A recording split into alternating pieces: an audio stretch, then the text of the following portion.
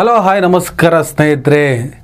ಲಕ್ಷ್ಮೀ ಹೆಬ್ಬಾಳ್ಕರ್ ಅವರಿಗೆ ಪ್ರಾಸ್ಟಿಟ್ಯೂಟ್ ಅಂತ ಕರೆದಿದ್ದಾರೆ ಅನ್ನುವ ಪ್ರಕರಣಕ್ಕೆ ಸಂಬಂಧಪಟ್ಟ ಹಾಗೆ ಸಿ ಟಿ ರವಿ ಅವರ ಮೇಲೆ FIR ಆಗಿ ಅವರನ್ನು ಅರೆಸ್ಟ್ ಮಾಡಿದರು.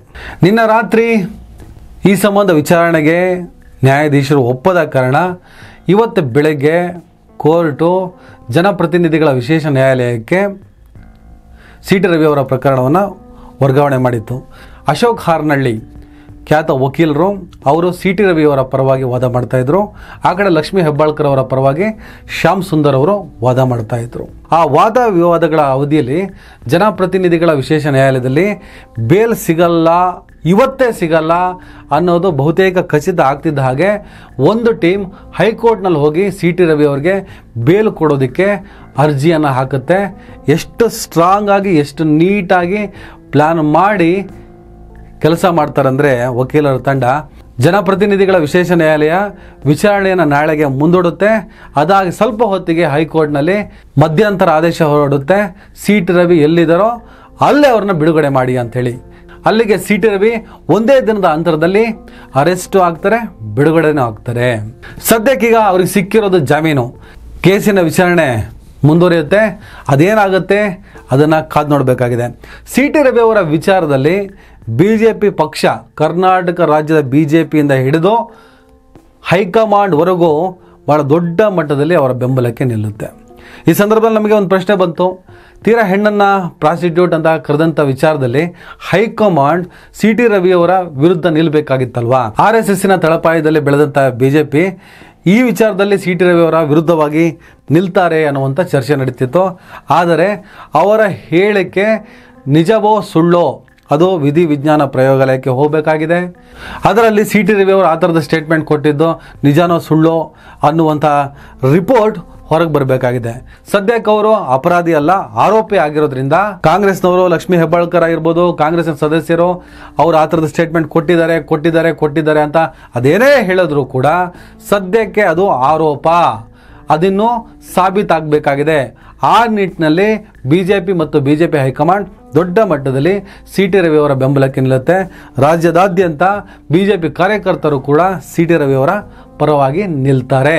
ಇನ್ನೊಂದು ಕಡೆ ಲಕ್ಷ್ಮೀ ಹೆಬ್ಬಾಳ್ಕರ್ ಪರವಾಗಿ ಕಾಂಗ್ರೆಸ್ನಲ್ಲಿ ರಾಜ್ಯದಾದ್ಯಂತ ದೊಡ್ಡ ಪ್ರಮಾಣದಲ್ಲಿ ಜನ ನಿಂತಿದ್ದು ಅಷ್ಟಾಗಿ ಕಾಣಿಸ್ಲಿಲ್ಲ. ಕಾಂಗ್ರೆಸ್ಸಿನ ಅನೇಕ ನಾಯಕರು ಲಕ್ಷ್ಮೀ ಹೆಬ್ಬಾಳ್ಕರ್ ಅವರ ಪರ ನಿಂತರೂ ಕೂಡ ಕಾರ್ಯಕರ್ತರ ವಲಯದಲ್ಲಿ ಭಾಳ ದೊಡ್ಡ ಪ್ರಮಾಣದಲ್ಲಿ ಲಕ್ಷ್ಮೀ ಹೆಬ್ಬಾಳ್ಕರ್ ಅವರ ಬೆಂಬಲಕ್ಕೆ ನಿಂತಿದ್ದ ಇವತ್ತು ಕಾಣಿಸ್ಲಿಲ್ಲ. ಅಥವಾ ನಿಂತಿದ್ದನ್ನು ಇವತ್ತಿನ ಮಾಧ್ಯಮಗಳು ರೆಕಾರ್ಡ್ ಮಾಡಲಿಲ್ಲ ಅಥವಾ ತೋರಿಸೋದಕ್ಕೆ ಹೋಗಲಿಲ್ಲ ಅಂತ ಹೇಳ್ಬೋದು. ಯಾಕಂದರೆ ಕಂಪ್ಲೀಟ್ ಸಿ ಟಿ ರವಿ ಅವರ ಪರವಾಗಿ ಅವರು ಅದರ ಸ್ಟೇಟ್ಮೆಂಟ್ ಕೊಟ್ಟಿದ್ದಾರೋ ಕೊಟ್ಟಿಲ್ವೋ ಅನ್ನೋದಕ್ಕಿಂತ ಹೆಚ್ಚಾಗಿ ಅವ್ರ ಮೇಲೆ ದಬ್ಬಾಳಿಕೆ ಆಗಿದೆ, ಅವ್ರ ಮೇಲೆ ಗೂಂಡಾಗಿರಿ ಆಗಿದೆ, ನಿಯಮಗಳ ಉಲ್ಲಂಘನೆ ಆಗಿದೆ ಅನ್ನೋ ಅರ್ಥದಲ್ಲಿ ಕಂಪ್ಲೀಟ್ ಆಗಿ ಮಾಧ್ಯಮ ಸಿ ಟಿ ರವಿ ಅವರ ಪರವಾಗಿ ಬ್ಯಾಟ್ ಬೀಸ್ತಾ ಇತ್ತು.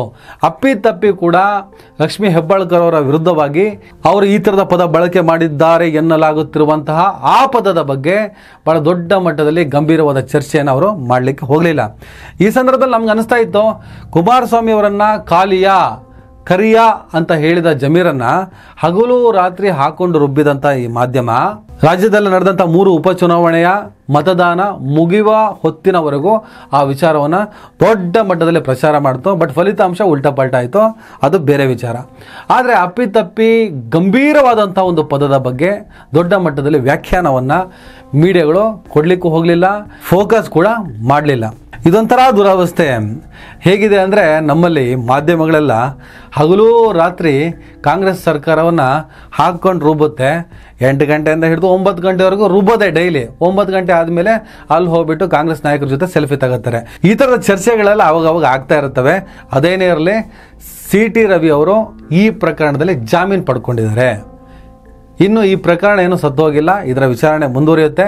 ಒಂದು ವೇಳೆ ಸಿ ಟಿ ರವಿ ಹೇಳಿದ್ದು ಪ್ರಾಸ್ಟಿಟ್ಯೂಟ್ ಅನ್ನುವಂಥ ಶಬ್ದವೇ ಅನ್ನೋದಾದರೆ ಅದಕ್ಕೆ ನಮ್ಮ ಕಾನೂನಿನಲ್ಲಿ ಏನು ಶಿಕ್ಷೆ ಇದೆ ಅದು ಎಲ್ಲಿವರೆಗೂ ಮುಂದುವರ್ಕೊಂಡು ಹೋಗ್ಬೋದು. ಸದ್ಯಕ್ಕಂತೂ ಸಿ ಟಿ ರವಿ ಅವರ ಕೇಸ್ನಲ್ಲಿ BJP ನಿಂತ ವೈಖರಿ ಇದೆಯಲ್ಲ, BJP ಲೀಡರ್ಗಳು ಹೆಚ್ಚು ಕಮ್ಮಿ ಸಿ ಟಿ ರವಿ ಎಲ್ಲಿದ್ರೋ, ಯಾವ ಸ್ಟೇಷನಲ್ಲಿದ್ರೋ ಅಲ್ಲೇ ಬಿಟ್ಬಿಟ್ಟಿದ್ರು. ಅವ್ರ ಹಿಂದೆನೇ ಇದ್ರು, ಅವ್ರ ಹಿಂದೆನೇ ಓಡಾಡ್ತಾ ಇದ್ರು. ಪ್ರಾಸ್ಟಿಟ್ಯೂಟ್ ಅನ್ನೋಂಥ ಹೇಳಿಕೆಯನ್ನು ಕೊಡಲಿಲ್ಲ ಅನ್ನೋ ವಾದ ಮಾಡಿಕೊಂಡೆ ಭಾಳ ದೊಡ್ಡ ಮಟ್ಟದಲ್ಲಿ ಕಾಂಗ್ರೆಸ್ ಸರ್ಕಾರದ ವಿರುದ್ಧ ಗಂಭೀರವಾದಂಥ ಆರೋಪಗಳನ್ನೇ ಮಾಡ್ತಾ ಇದ್ರು. ಸಿ ಟಿ ರವಿ ಅವ್ರನ್ನ ಕೊಲೆ ಮಾಡೋದಕ್ಕೆ ಪ್ರಯತ್ನ ಪಡ್ತಾ ಇದ್ದಾರೆ, ಅವರನ್ನು ಕೊಂದು ಅವರ ಬಾಡಿಯನ್ನು ಚಿಕ್ಕಮಗಳೂರಿಗೆ ಕಳಿಸುವಂಥ ಪ್ಲಾನ್ ಮಾಡ್ತಾ ಇದ್ದಾರೆ. ಈ ಥರದ ಸ್ಟೇಟ್ಮೆಂಟ್ಗಳನ್ನು BJP ವಿರೋಧ ಪಕ್ಷದ ನಾಯಕ ಆರ್ ಅಶೋಕ್ ಕೊಡೋದನ್ನು ಕೂಡ ನಾವು ಕೇಳ್ಕೊಂಡು ಬಂದ್ವಿ. ಇನ್ನು ಇದಕ್ಕೆ ಸಂಬಂಧಪಟ್ಟ ಹಾಗೆ ಅನೇಕ ವಿಚಾರಗಳನ್ನು ಅವರು ನಾಳೆ ಪ್ರೆಸ್ ಮೀಟಲ್ಲಿ ಮಾತಾಡ್ತೀನಿ ಅಂತ ಹೇಳಿದ್ದಾರೆ. ಕಾದ್ ನೋಡೋಣ.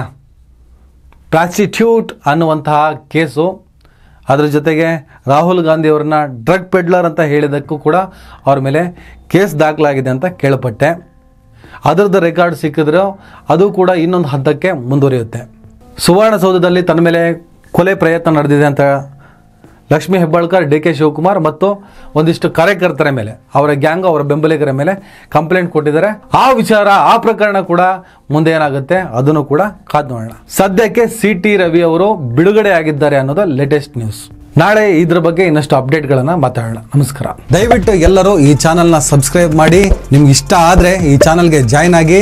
ಈ ವಿಡಿಯೋ ಇಷ್ಟ ಆದರೆ ದಯವಿಟ್ಟು ಎಲ್ಲರೂ ಶೇರ್ ಮಾಡಿ. ಸ್ವತಂತ್ರ ಪತ್ರಿಕೋದ್ಯಮವನ್ನು ಬೆಂಬಲಿಸಿ. ನನ್ನ ಯುಕ್ತಿಗೆ ನಿಮ್ಮ ಶಕ್ತಿಯೇ ಶ್ರೀರಕ್ಷೆ.